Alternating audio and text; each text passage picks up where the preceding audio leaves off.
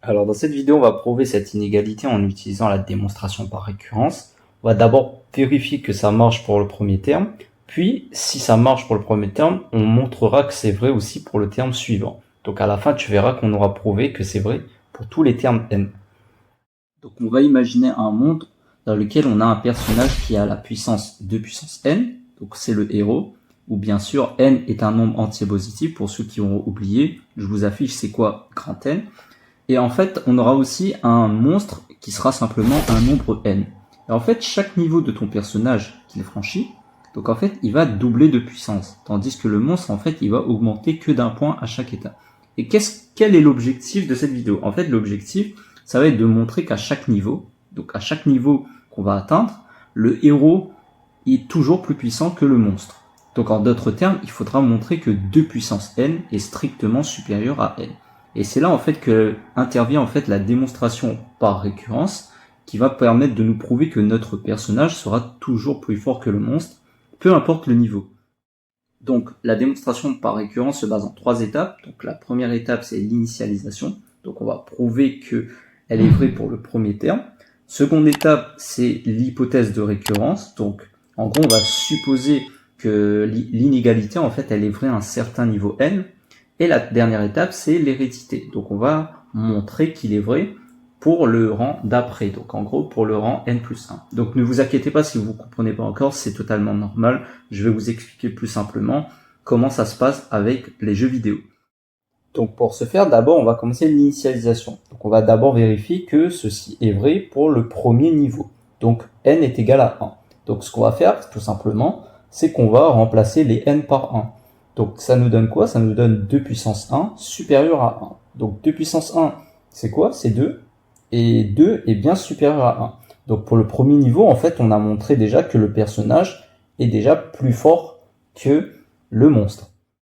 Alors maintenant, pour l'hypothèse de récurrence, on va du coup supposer qu'à un certain niveau n, donc le héros est toujours plus puissant que le monstre. Donc en fait, c'est ça l'hypothèse de récurrence. Donc on va se dire que 2 puissance n supérieur à n est vrai à un certain niveau n.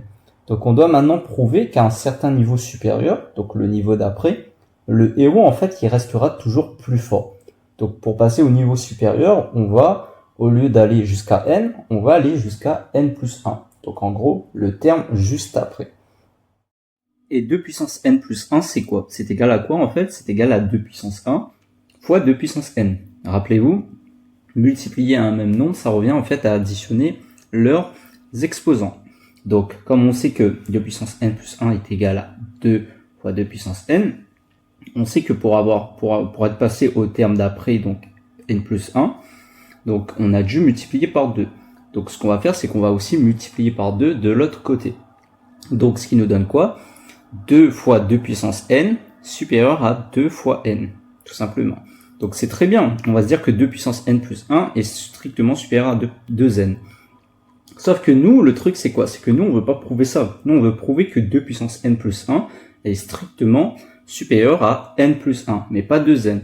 Donc comment on va faire? Donc en fait, c'est très simple. On va résoudre en fait l'inégalité qui sera que 2n est strictement supérieur à n plus 1. Ok, donc tout simplement. Donc comment on va faire? Bon, c'est une équation classique, Donc on va faire passer le n de l'autre côté. Ok, donc ce qui va nous donner 2n moins n, ce qui nous donne n, et du coup de l'autre côté il nous reste 1. Donc si on remarque bien, ça signifie que n est supérieur à 1, tout simplement. Or notre récurrence, elle commence à n est égal à 1. Mais pour n est égal à 1, si on remplace l'inéquation, on aurait du 2 fois 1 est égal à 2. Et de l'autre côté, on aurait du 1 plus 1 qui est égal à 2. Sauf que 2 n'est strictement pas supérieur à 2. 2, il est égal à 2. Donc ça, c'est quelque chose qui est faux. Mais pas de panique, en fait, on a déjà vérifié que n est égal à 1 dans la base. Donc, pour l'hérédité, en fait, on va juste supposer, en fait, que n est supérieur ou égal à 2. Donc je vais donner quelques exemples pour vous montrer que ça fonctionne très bien pour les n supérieurs ou égal à 2. Donc si on prend n est égal à 2, on aurait du coup, si on remplace, on aurait 4 qui est supérieur à 3. Pour n est égal à 3, on aurait 6 strictement supérieur à 4. Pour n est égal à 4, on aurait 8 strictement supérieur à 5. Donc c'est toujours vrai pour les n supérieurs ou égales à 2.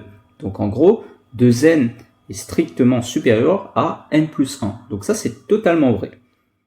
Donc pour conclure, on a dit que 2 puissance n plus 1, c'est égal à 2 fois 2 puissance n, supérieur à 2 fois n. Parce que 2 puissance n est strictement supérieur à n.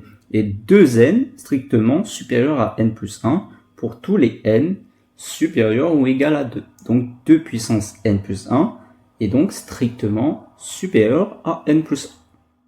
Et en fait, pourquoi ça marche? Ça marche tout simplement parce que 2 puissance x, en fait, croît exponentiellement. Donc vous pouvez voir ici sur GeoGebra, on peut voir vraiment que ça croît exponentiellement. Alors que pour le monstre, on voit que ça croît aussi, mais linéairement. Donc ça montre vraiment que ça fonctionne.